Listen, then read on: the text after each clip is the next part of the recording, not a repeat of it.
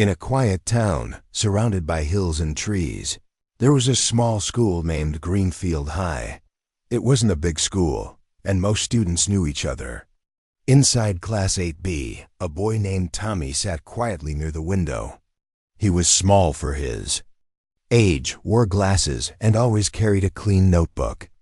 Tommy was smart, polite, and never caused any trouble. But sadly, that didn't protect him from the bullies. Every day, 3 boys, Mike, Ricky, and Leo, bothered him. They laughed when he answered questions. They pushed his books off the desk. They gave him silly names. Tommy never fought back. He stayed silent, picked up his things, and tried to stay invisible. Tommy's parents worked long hours. His father was a mechanic, and his mother was a nurse. They loved him, but they didn't know how bad things were at school. Tommy didn't want to worry them, so he kept everything inside. One Monday morning, a change came to Class 8B. Their regular teacher, Miss Helen, had retired. Everyone was curious about who would take her place. As the bell rang, a tall man entered the room. He was not young, but he looked strong. He wore a plain shirt, black shoes, and had sharp eyes that looked at everyone as if he already knew them. "Good morning," he said. "I'm Mr. Ray, your new class teacher." The class went silent. His voice was calm, not loud, but everyone listened. Something about him made the room feel different. Not scary, but serious. He didn't write long notes on the board or give boring lectures. Instead, he asked questions. Simple ones at first, then harder ones. He walked slowly between the desks, watching how each student reacted. When Tommy answered a science question correctly, Mr. Ray simply nodded after class. Mike whispered to Ricky, "He looks strict, but he's just another teacher. Nothing special." But Mr. Ray was listening, even from across the room. That whole week, Mr. Ray watched the students closely.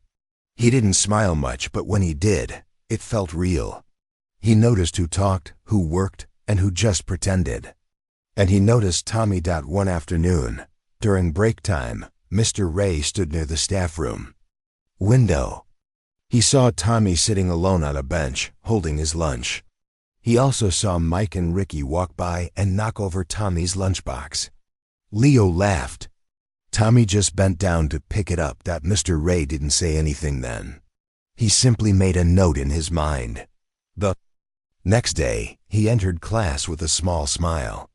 "Today, we start a group project," he said. "Each group will build a model rover. It should move using solar energy." The class got excited. Projects meant time outside class, less homework, and a chance to show off. "I have made the groups," Mr. Ray added, handing out papers. Tommy looked at his slip and froze. Group 4. Tommy, Mike, Ricky, Leo. He looked around. The bullies looked shocked too. "What? With him?" Leo said aloud. Mr. Ray raised an eyebrow. "Is there a problem?" "No, sir," they muttered. Later that day, all groups went to the school library to plan. Group 4 sat at the back. Mike crossed his arms. Ricky played with a pen. Leo looked bored. Tommy opened his notebook. "We should first draw a design," Tommy said softly. "Then decide the materials." Mike rolled his eyes. "Just tell us what to do. You seem to love this stuff." Tommy didn't reply. He just began to draw. Soon, the paper showed a neat rover with 4 small wheels, a flat solar panel on top, and space for wires. It wasn't fancy, but it looked like it could work. Leo leaned forward. "Hey, that's not bad," Tommy blinked. "Thanks." They all started to discuss ideas, though awkwardly. Mr. Ray walked by every group. When he passed Group 4, he stopped. "Good start," he said. "But remember, teamwork matters. It's not just about the result. It's about learning how to build something together." Then he walked away. Over the next few days, something began to change. Mr. Ray gave small tips to each group, sometimes about science, sometimes about teamwork. But he never told them the answer. He only guided Dot in between classes. Tommy still faced teasing, but it became less harsh. Mike asked him questions about wires. Ricky helped draw. Leo found some spare wheels in the lab. Mr. Ray kept watching quietly. He never raised his voice. But no one dared misbehave in his class. One day, during cleanup, Mike dropped a box of tools. Tommy bent down to help. For the first time, Mike said, "Thanks." Tommy smiled. The bell rang, and students packed up. Mr. Ray erased the board and turned off the lights. As he walked out, the school janitor stopped him. "You're different," the old man said. "Students are behaving better, even those rough ones." Mr. Ray just smiled. "Sometimes you don't need to raise your voice. You just need to teach them how to see." He walked away, his steps light, his eyes calm but alert. He remembered harder days, distant lands, and hidden missions. He had once trained soldiers on alien planets, survived storms in wild jungles, and led teams through darkness. Now, his mission was here, in a quiet classroom, among young minds. And he knew this. Battle was just as important. Tommy was surprised. Something was changing, slowly but surely. Mike, Ricky, and Leo were still loud, but they had stopped making fun of him in class. They didn't push his books anymore. They didn't laugh when he answered a question. It wasn't friendship yet, but it wasn't bullying either. The Rover project became the reason they had to talk to him. And little by little, the group started acting like a team. Even if they didn't say it out loud, they had started respecting Tommy's ideas. Mr. Ray watched it all. He never praised openly, never scolded loudly. But every time one of the boys showed effort, he noticed. And when someone tried to take shortcuts or avoid work, he gave them a silent look that made them stop. One day during science class, Mr. Ray handed out a new worksheet. It was full of tricky questions.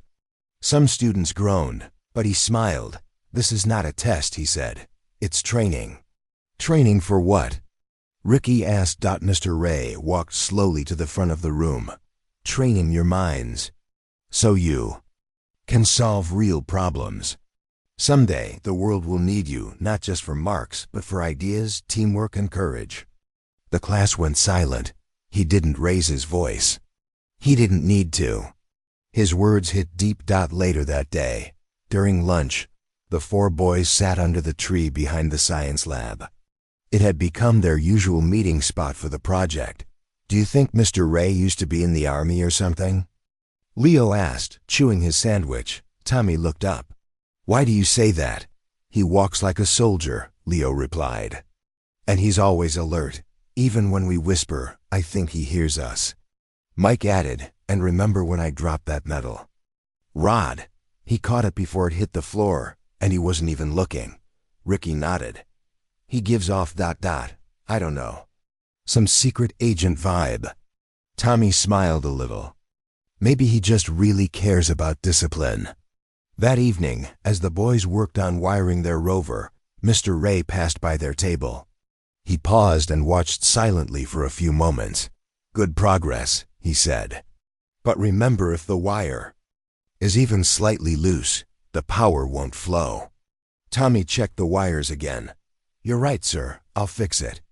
Mr. Ray gave a small nod and moved on. Leo whispered, "How did he see that from so far?"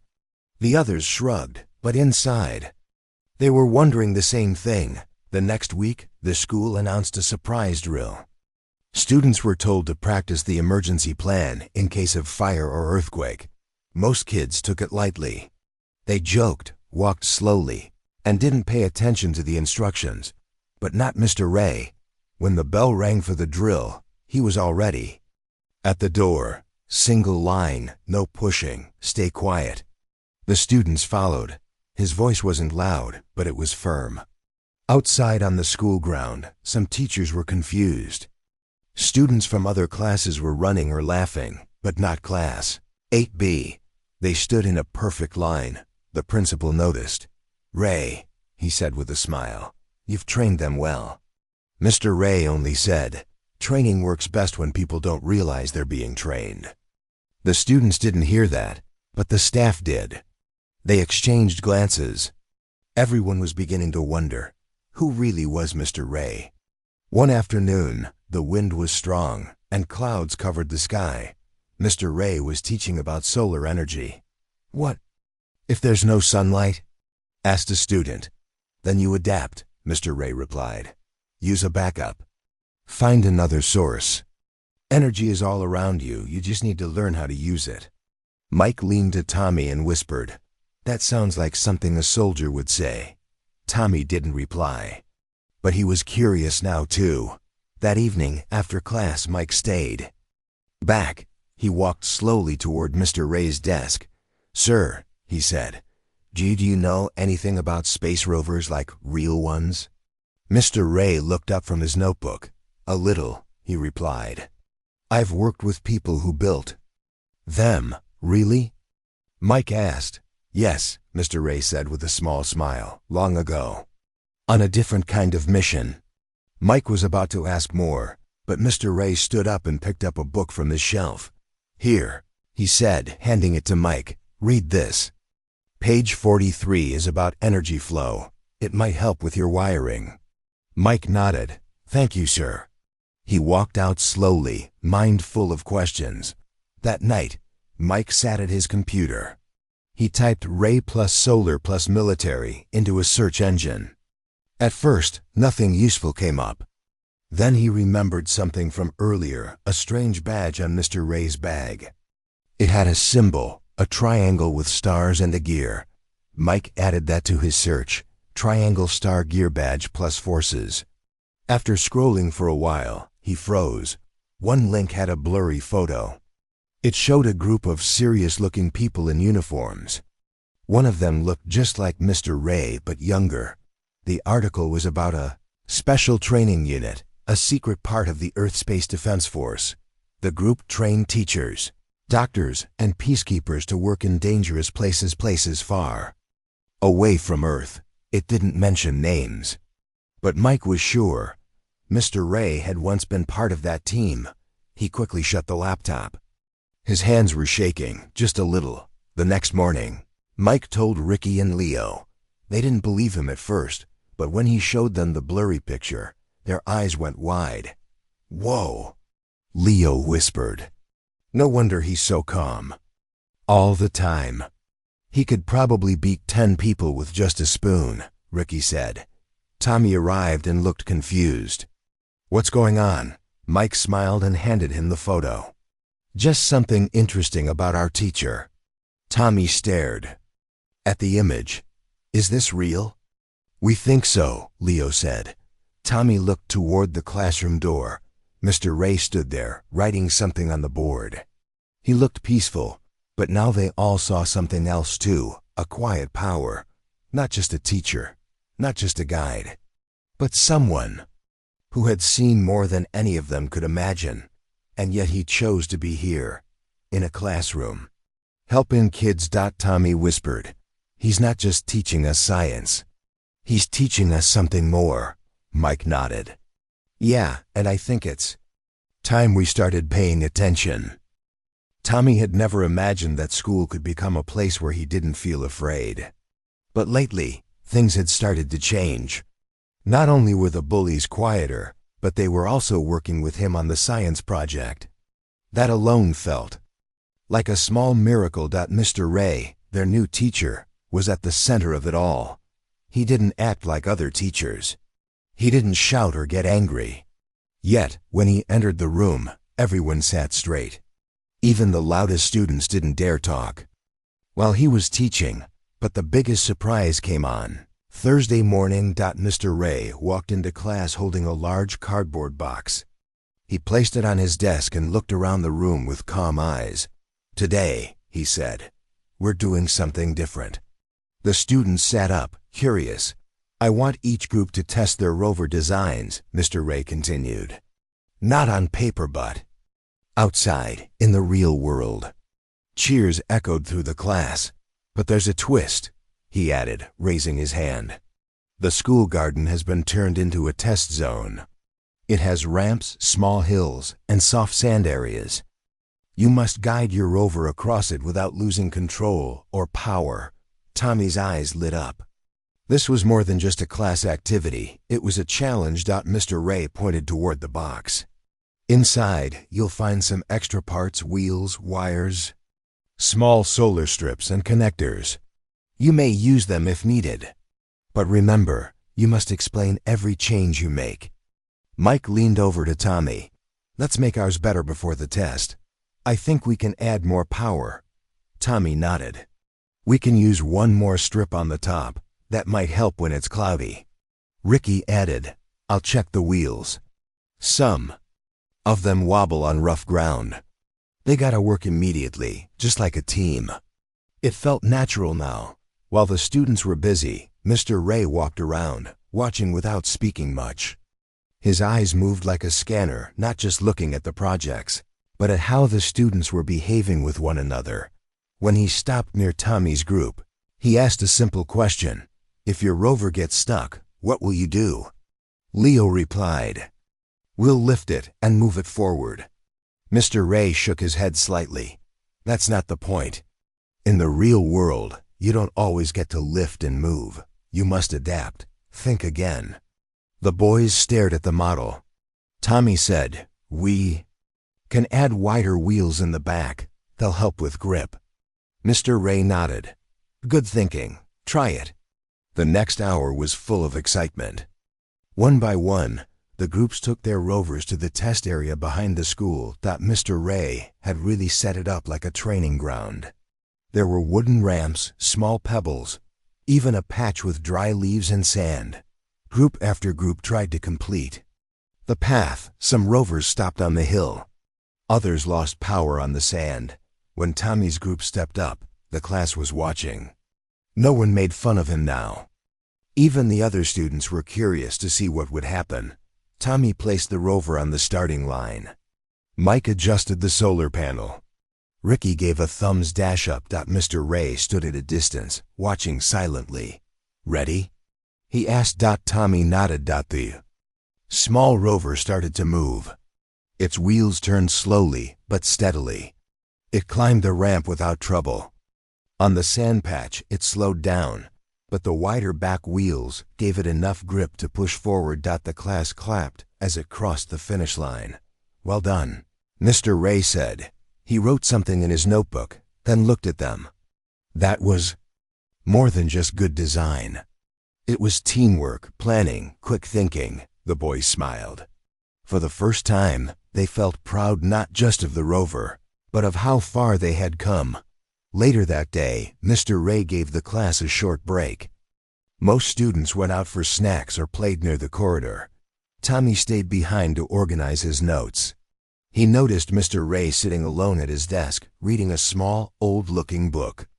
It had strange symbols on the cover. Sir, Tommy said. Softly, what is that book? Mr. Ray looked up, surprised but not annoyed. It's a training manual, he said. From a long time ago. Training manual for what? Tommy asked. Mr. Ray closed the book slowly. For surviving in hard places where people don't follow rules. Where you have to stay calm and help others, even when it's difficult. Tommy thought for a moment. Is that what you used to do before teaching? There was a pause. Mr. Ray gave a small smile. Something like that. Then he stood up and stretched. You know, Tommy, not all battles are loud. Some happen quietly inside classrooms, inside people's minds. Teaching is also a kind of mission. Tommy didn't fully understand it, but he nodded. Mr. Ray was different, wise, kind, and strong. The kind of adult who didn't just talk about doing the right thing, he lived it. After school, the boys met under the old tree near the science lab. That test run was awesome, Ricky said. We didn't even argue today. I think. I forgot we were ever in a group with Tommy just because the teacher said so, Leo added. Now it actually feels right. Mike looked around and said, I think Mr. Ray planned all of this. The project, the groups, even the test ground. Like he knew exactly how to make us work together, Tommy agreed. Yeah, it's like he's teaching us more than just science. Leo leaned back and said, "You think he used to train people like this, somewhere else? Like a special camp or base?" "Maybe," Mike said. "But whatever it was, he's definitely not a normal teacher." Ricky smiled. "Well, I'm glad he's our teacher now." They all nodded. Above them, the sun began to set, casting long shadows over the school ground. Mr. Ray stood near the classroom window, arms crossed, watching from afar. His eyes scanned the yard, checking not just for danger, but for growth. Wasn't just teaching students, he was shaping them. And just like in the missions of his past, he knew that real strength came from learning, adapting, and working as one. A week passed. The Rover Project had brought Tommy, Mike, Ricky, and Leo closer. They weren't just group partners now. They were becoming friends. Tommy still found it strange. The same boys who once made his days hard were now sharing lunch with him, listening to his ideas, even walking home together after school. He didn't fully understand how or why it had changed, but he knew one thing. It started after Mr. Ray arrived. Mr. Ray had a calm way of doing things. He didn't try to become the student's friend. He didn't tell stories or talk about his personal life. But his presence was strong, like someone who had seen much more than he ever spoke about. One afternoon, after a long day of classes, Mike stayed behind in the classroom. Mr. Ray was clearing the whiteboard, humming a quiet tune. Mike hesitated, then walked up to him. "Sir," Mike asked, "can I ask you something?" Mr. Ray turned, gave a small smile. "Go ahead. Have you ever trained people? Like, outside of school?" Mr. Ray looked at him carefully. For a moment, he didn't speak. "I've taught many people in different places," he finally said. "Some wore uniforms. Some didn't, but they all needed guidance." Mike nodded slowly. "Because you move like a soldier. Even the way you talk, it's different." Mr. Ray raised an eyebrow, amused. "Different isn't always bad." "No, I mean, it's cool," Mike said quickly. "It's like you've done something big, like you were part of something important." Mr. Ray chuckled quietly. "You're asking if I was a soldier?" Mike shrugged. "Kind of." Mr. Ray paused. Then he reached into his old brown bag and pulled out a small patch. It was worn, the edges slightly frayed. The patch showed a triangle with stars and a gear inside, a symbol not seen in normal places. "I used to belong to a team," he said. Softly, "We helped others, sometimes in war zones, sometimes in space. It was called the Human Peace Support Division." Mike's eyes widened. "That sounds like science fiction." Mr. Ray smiled. "It felt like that sometimes. We didn't fight wars. We solved problems before they became wars. We taught people how to build, how to survive, how to work together."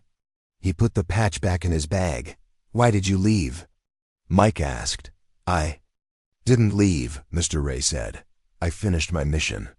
Now I'm on a new one right here." That evening, Mike rushed to meet Ricky, Leo, and Tommy at the tea shop near school.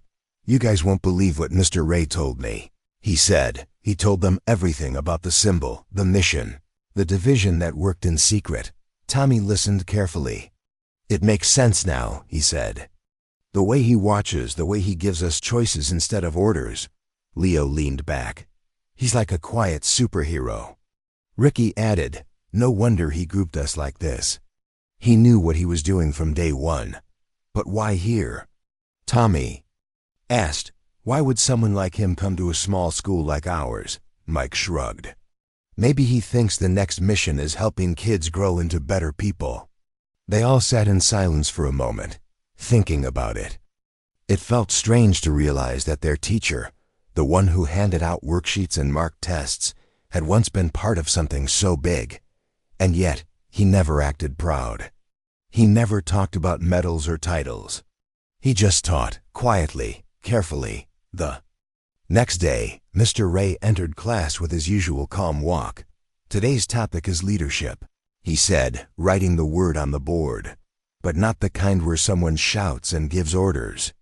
We're going to talk about silent leadership. Kind that listens, helps, and builds others. He looked around the room. True leaders don't need a title. They lead by example. The class listened more closely than ever. Tommy raised his hand. "Sir, how do you know when someone is a silent leader?" Mr. Ray smiled. "You'll see it in how they act. When things go wrong, they don't blame others, they find a solution.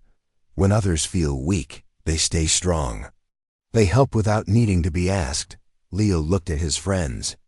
"Like Tommy," he whispered. Tommy turned red. Mr. Ray's eyes sparkled for a second. "Exactly," he said. "Sometimes the quietest person in the room is the one making the biggest difference." After class, Mr. Ray called the group to the staff room. "I need your help," he said. "We're organizing the school's open day. I want your Rover group to present in front of parents and visitors." They all looked surprised. "Us?" Ricky asked. "Why?" Mr. Ray said. "Because you've shown growth. Not just in the project, but in how you treat each other." "That's worth showing," Tommy smiled. For the first time, he felt truly seen, not for being smart, but for being himself. That evening, Tommy sat at his desk at home, writing in his notebook. He wrote about the day, about leadership, about Mr. Ray's past. He didn't know everything. But he knew this: Mr. Ray had faced many things. And now he was choosing to help them face their own small battles. Tommy turned to a fresh page and drew the triangle, symbol he had heard about. He added 3 stars inside, and below it, he wrote, "Strong doesn't always mean loud." The next day, Tommy gave the drawing to Mr. Ray after class. Mr. Ray looked at it for a long time. Then, without saying a word, he folded it carefully and put it in his bag. As he left the classroom, he turned back and gave Tommy a quiet nod. It wasn't just a thank you. It was a salute from one silent leader to another. The sun was bright on the day of the school's open event. Flags hung from the walls, music played softly in the background, and parents started arriving one by one. It was a special day for the students of Greenfield High.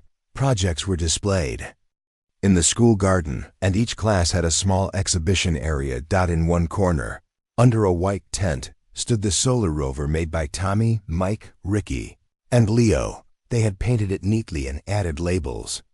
A big poster behind the rover showed step-by-step pictures of how they had built it together. Mr. Ray stood a few steps behind them, watching with his hands folded. He didn't give instructions now. He just observed, like a silent guardian.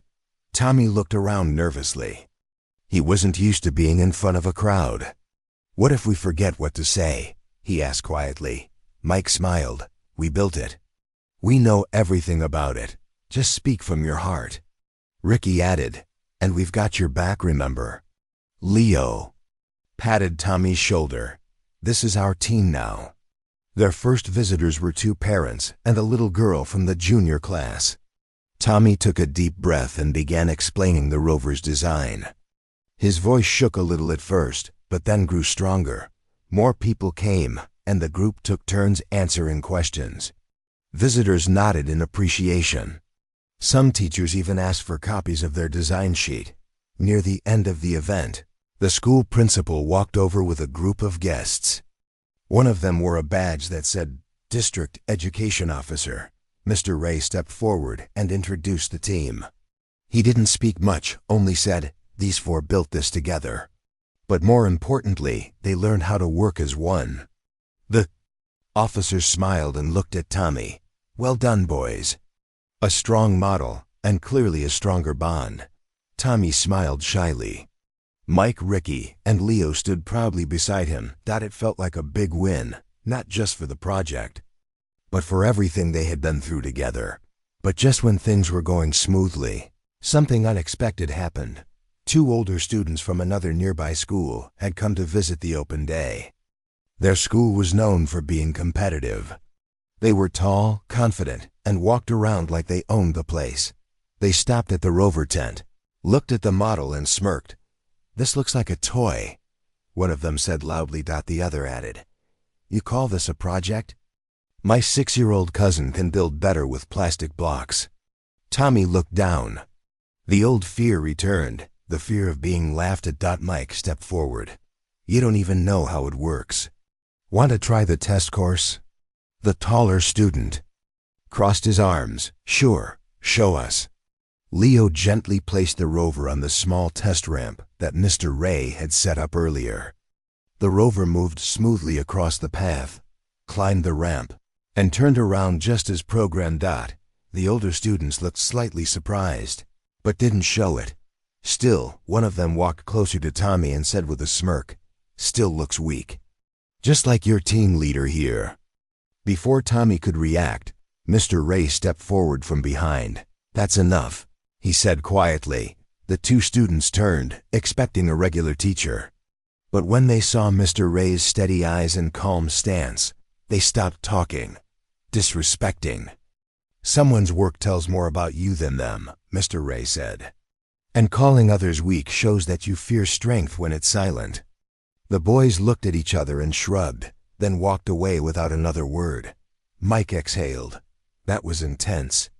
Tommy looked at Mr. Ray. "Thank you, sir." Mr. Ray simply said, "You didn't need me. You were already standing strong." I only reminded them of that. Later, the team sat under their usual tree near the science lab. The school was quiet again. Decorations were being taken down.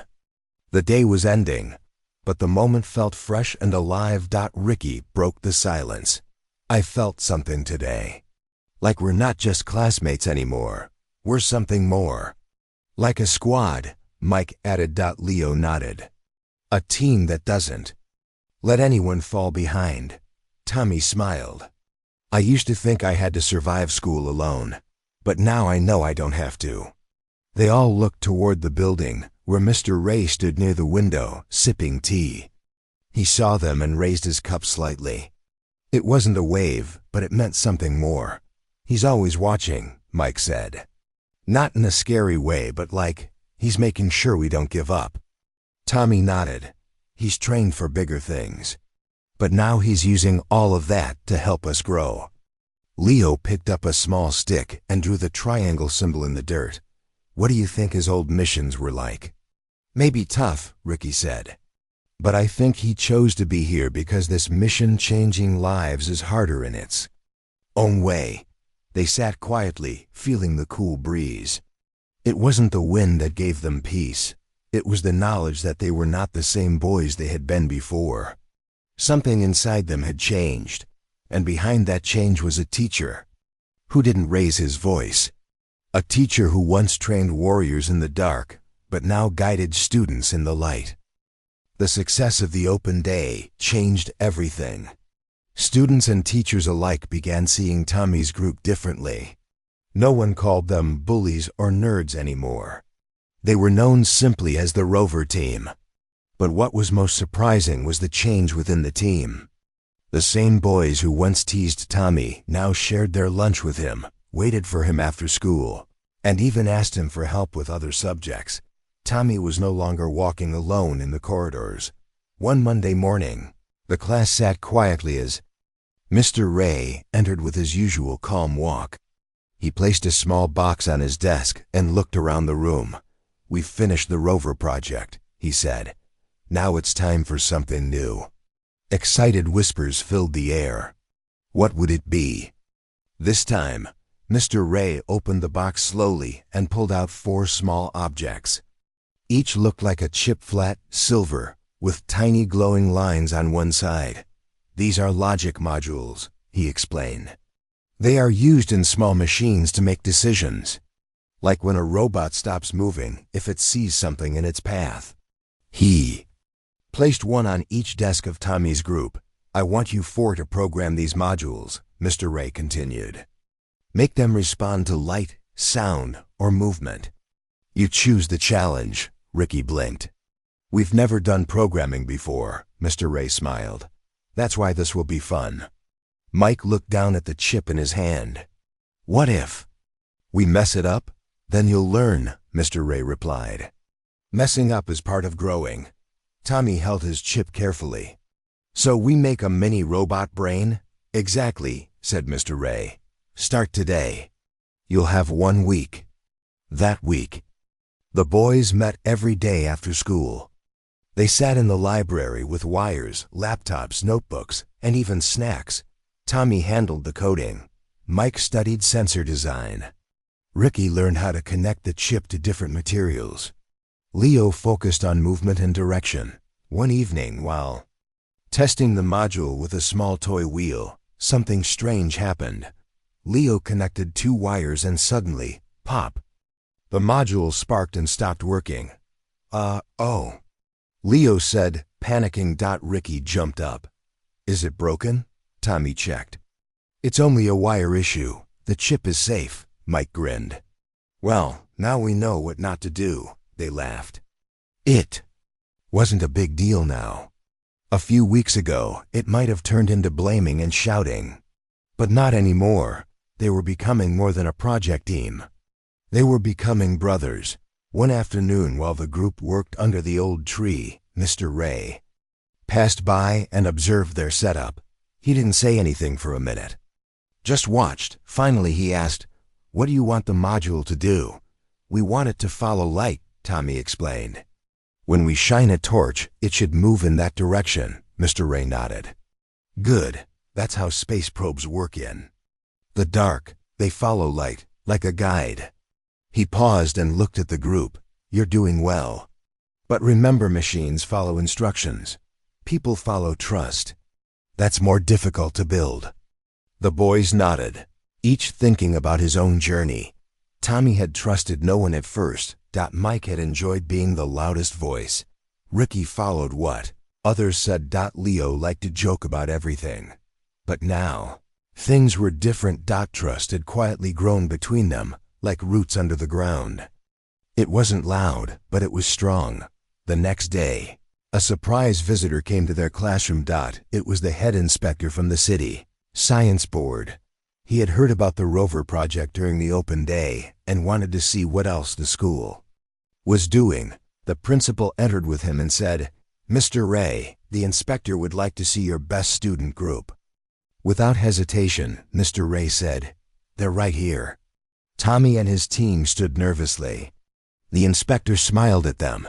"Show me what you're building now," he said. Leo placed the module on the table. Mike connected the wires. Ricky adjusted the sensors. Tommy opened his laptop. He pressed a key. The module blinked once, then slowly rolled forward when light touched it. When the torch was moved to the right, the module followed. The inspector clapped gently. "That's very impressive for your level. You've made a working light-seeking bot. That's no small thing." Tommy and the others smiled. It was real praise, not for looking smart or acting cool, but for hard work and learning. Before leaving, the inspector said, "You're lucky to have a teacher like Mr. Ray. Not every school does." The boys turned to Mr. Ray. He didn't smile widely or wave, but his eyes said everything. That evening, the boys walked home together. "You think Mr. Ray will ever leave this school?" Leo asked. Tommy shook his head. "I don't know. People like him, they come and go like the wind." Mike looked serious. "But they leave something behind." "Yeah," Ricky added. "Like courage and respect," said Leo. Tommy looked at them all. "And friendship." They all stopped and looked back at the school building. The sun was setting behind it, casting golden light across the rooftop. Mike said softly, "We're not just better students now. We're better people." Tommy smiled. "Because someone believed we could be." That night, Mr. Ray sat alone in the staff room, reading through his notes. He opened the small folded paper Tommy had once given him, the one with the triangle symbol and the words, "Strong doesn't always mean loud." He smiled and looked out the window. His old missions were full of danger and hard choices. But here, in this quiet town, he had completed a mission just as meaningful. He hadn't trained soldiers this time. He had trained hearts. And that was enough. The school year was nearing its end. The sun shone warmly over Greenfield High, and students were busy finishing their projects, studying for exams, and planning summer activities. For Tommy, Mike, Ricky, and Leo, this year had been different. It had started with fear, loneliness, and bullying, but now it was filled with friendship, respect, and hope. Their final challenge was to prepare a presentation for the school's science competition. This time, Mr. Ray had given them a task that was even harder: design a small robot that could solve a simple maze on its own. The group met after school in the science lab, their faces serious but determined. "Building a maze-solving robot is tricky," Tommy said. "We need sensors, good programming, and teamwork," Mike smiled. "Well, we've got all three now," Ricky laughed. "And a teacher who never gives up on us," Leo nodded. "Let's do this." For days they worked tirelessly. They tested sensors that could detect walls, programmed the logic modules to turn left or right, and built a small robot with wheels and a light sensor. Sometimes things didn't work. The robot would bump into walls or get stuck. Other times, the code had errors and the robot just stopped moving.